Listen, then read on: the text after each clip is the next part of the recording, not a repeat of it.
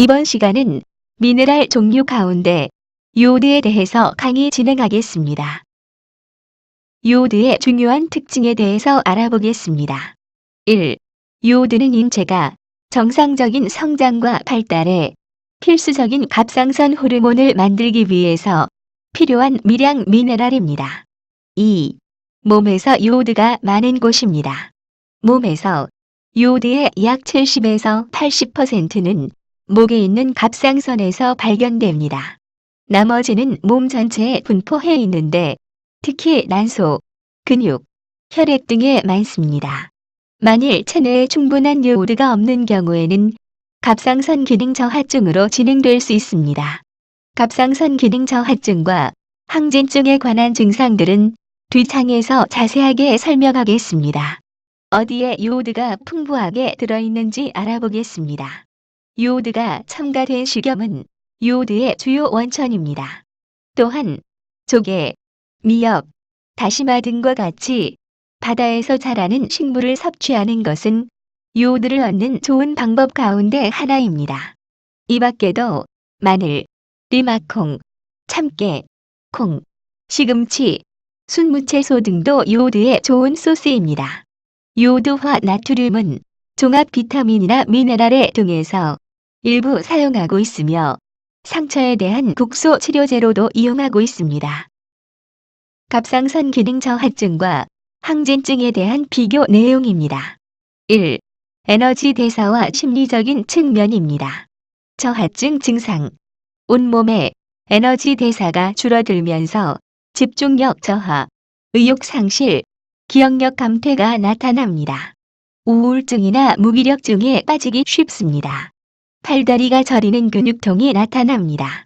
항진증 증상. 에너지 대사가 활발해짐에 따라 체력 소모가 심하며 쉽게 피로를 느낍니다. 따라서 신경이 예민해지고 불안하며 초조해집니다. 2. 날씨 변화에 대한 반응. 저하증 증상. 땀이 젖고 피부가 건조해지며 추위를 탑니다. 항진증 증상.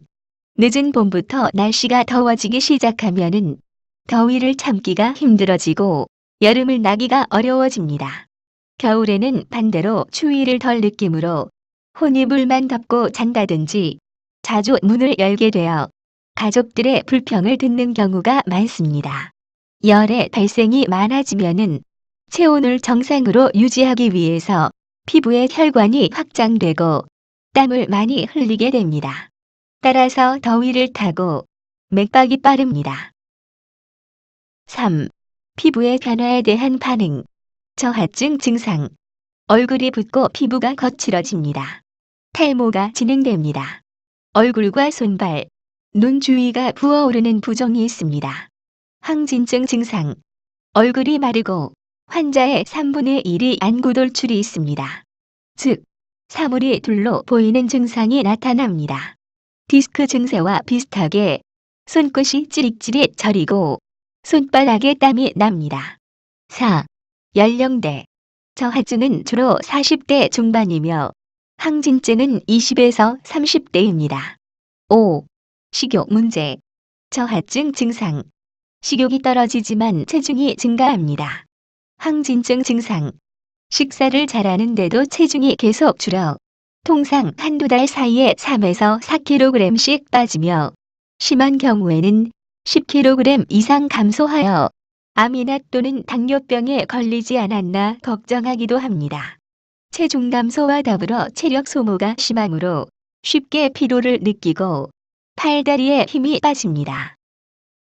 6. 배변 문제. 저하증 증상. 갑상선 호르몬이 적게 나오는 경우에는 대사 과정이 지나치게 느려져 변비가 생기거나 몸이 늘어져 아무것도 하기 힘든 상태가 되기도 합니다. 항진증 증상. 배변이 증가하거나 설사가 잦습니다. 7. 월경 문제. 저하증 증상. 월경 과다로 인해서 가끔 불임증과 습관성 뇌산이 나타날 수도 있습니다. 항진증 증상. 여성에서는 월경 불순이 나타나는데 주로 양이 감소하며 심한 경우에는 월경이 중단되어 임신으로 착각하는 경우도 있습니다. 갑상선 저항증과 항진증 공통점 1. 쉽게 피로하고 생리불순을 동반합니다. 2. 목뼈가 약하며 뼈가 잘 부러집니다. 3. 갑상선 원료인 요오드 성분을 흡수하지 못하는 증상이 발생합니다. 4. 얼굴이 화끈거리고 유산이 될 확률이 높습니다. 5. 눈이 튀어나오고 편두통, 구토, 멀미, 침 삼키기가 힘들며 목소리가 변합니다. 6. 근육질이 감소합니다. 참고로 전체 갑상선 환자의 약 5에서 10%가 주기성 사지마비가 나타나는데 이 질환은 여성에게는 드물고 20에서 40세의 젊은 남성에게서 압도적으로 많이 발생합니다. 요오드의 결핍이 걸리기 쉬운 사람들에 대해서 알아보겠습니다. 1. 요오드의 결핍은 남성보다 여성에서 더 자주 발생하고 임산부와 청소년에서 더 일반적입니다. 2. 유아와 아동에게 있어서 갑상선 기능 저하증은 신체적, 정신적 발달에 영향을 줄 수 있습니다. 3. 미숙아의 경우는 엄마의 요오드 공장 장치에서 조기에 분리되어 요오드 결핍에 취약합니다. 4. 요도 결핍에 대한 고전적인 신호는 바로 갑상선이 커지는 것입니다. 이처럼 갑상선 기능 저하증을 가지고 있는 일부 사람들은 갑상선이 커져서 목 부위가 부풀어 오르는 증상인 갑상선종으로 진행되기도 합니다. 5. 오늘날 요오드 결핍은 선진국에서는 드문 편입니다. 왜냐하면은 대부분의 작물이 요오드가 풍부한 토양에서 재배되고 있기 때문입니다. 그러나 개발도상국에서는 요오드가 낮은 토양에서 재배하는 작물을 먹기 때문에 약 10억 명의 사람들이 요오드 결핍 위험을 가지고 있습니다. 요오드와 질병에 관한 연구 내용을 알아보겠습니다. 첫 번째, 구강점막염과 요오드에 관한 내용입니다. 일부 증거는 입안에 점막염이 있을 때 화학요법이나 방사선 요법 치료를 받습니다. 이때 요오드를 이용한 입안을 헹구는 행위가 점막염 증상을 감소시킬 수 있음을 제안하고 있습니다. 두 번째, 섬유낭포성 변화와 요오드에 관한 내용입니다. 섬유낭포성 변화는 20대부터 50대까지 광범위한 연령층에서 발병하며 여성 유방에 아픈 종괴가 생기는 양성평태로 변형된 유선 조직이 서로 뭉쳐져서 생기는 것입니다. 일부 증거는 요오드가 섬유낭포성 질환을 치료하는데 도움이 될 수 있음을 제안하고 있습니다. 왜냐하면은 대개 섬유낭포성 질환을 가지기 이전에는 유방이 부드러운 촉감을 가지고 있었기 때문입니다. 임상 연구에 따르면 섬유낭포성 질환을 가지고 있는 여성, 특히 요오드 수치가 낮은 여성에게서 요오드 대체요법을 실시한 결과 유방 조직의 부드러움이 향상되는 것을 관찰할 수 있었습니다. 하지만 요오드를 복용한 여성들 일부는 부작용이 발생하기도 했습니다. 세 번째, 질염과 요오드에 관한 내용입니다. 만성적인 질 증상을 가지고 있는 일부 여성들은 처방전 없이 살 수 있는 요오드를 이용하여 질을 세척하면은 질염증과 가려움증을 감소시키는 것으로 나타났습니다. 네 번째, 상처와 요오드에 관한 내용입니다. 요오드는 종종 피부와 상처를 소독하는 데 사용합니다. 의사들은 화상을 입은 곳에 감염 위험을 낮춰주기 위해서 요오드가 포함된 연고를 사용합니다. 다섯 번째, 방사선 노출과 요오드에 관한 내용입니다. 칼슘 요오드는 방사선에 노출된 경우에 복용하면은 갑상선에 축적된 방사선 요오드의 양을 감소시킬 수 있습니다. 이와 같은 조치는 방사선 노출에 의한 갑상선 암의 위험을 줄일 수 있지만 방사선의 합병증을 방지하는 것은 아닙니다.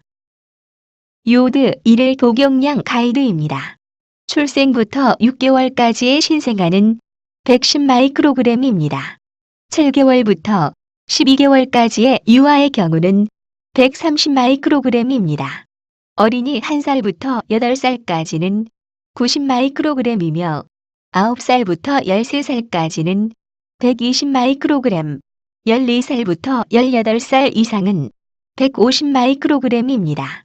임신한 여성은 220 마이크로그램이며 모유 수유하는 여성은 290 마이크로그램입니다. 다음은 부작용이 초래할 가능성이 없는 일일 최고 수준의 섭취량입니다. 어린이 1살부터 3살까지는 200 마이크로그램이며 4살부터 8살까지는 300 마이크로그램, 9살부터 13살까지는 600 마이크로그램입니다. 14살부터 18살까지 임신과 모유 수유 여성은 900 마이크로그램이며 19세 이상 성인 및 임신과 모유 수유 여성은 1100 마이크로그램입니다. 요오드 복용 시 주의사항들입니다. 1. 고용량의 요오드 복용은 갑상선 호르몬 생산을 차단할 수 있습니다. 이로 인해 정상적인 갑상선 기능이 되지 않아 갑상선 호르몬 수치가 낮은 갑상선 기능 저하증이 나타날 수 있습니다. 2. 너무 많은 요오드는 하시모토병, 그레이브스병, 특정 갑상선암, 그리고 혈액 중에 갑상선 호르몬이 지나치게 많아 이로 인한 여러 가지 증상이 생기는 갑상선 중독증 같은 위험이 증가될 수 있습니다. 이러한 이유로 먼저 의사와 상담하지 않고 요오드 보충제를 복용해서는 안 됩니다. 3. 일반적으로 하루에 식탁에서 얻어지는 소금 양보다도 더 많은 160에서 600 마이크로그램 요오드를 섭취하는데 이 같은 양은 유해할 수 있습니다. 4. 신장질환이나 결핵을 가진 사람이 하루의 요오드 섭취량이 2000 마이크로그램 정도 된다면은 독성이 있을 수 있습니다. 5. 유아에게 실행하는 일반적인 갑상선 기능 검사는 반드시 국부 요오드만 실시해야만 합니다. 6. 갑상선 질환을 가지고 있는 사람들은 특히 요오드 부작용에 민감할 수 있습니다. 7. 자가 면역성 수포성 질환인 포진형 피부염을 가진 사람들은 요오드를 복용할 때 증상이 악화될 수 있습니다. 다음은 요오드와 약물의 상호작용에 관한 연구 내용을 알아보겠습니다. 다음과 같은 약물 치료를 받고 있는 경우 담당 의사에게 알리지 않고 요오드 보충제를 사용해서는 안 됩니다. 첫 번째, 항갑상선 약물과 요오드에 관한 내용입니다.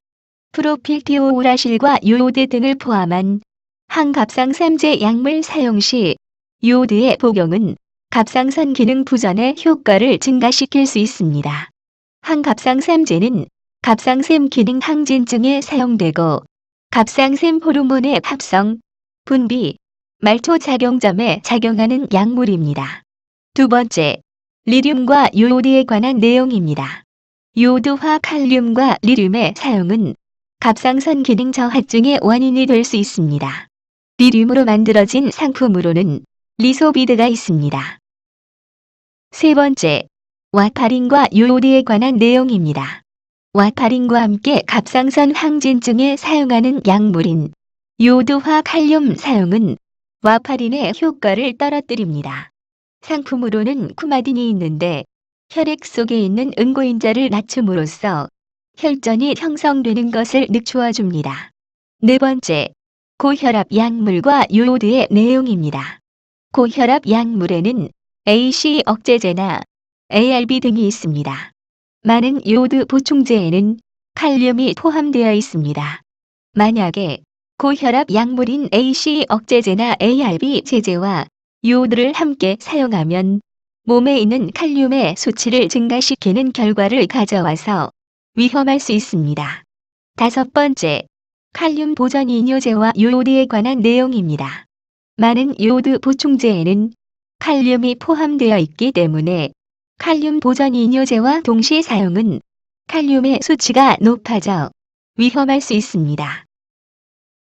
이상으로 요오드에 대한 모든 강의를 마치겠습니다. 감사합니다.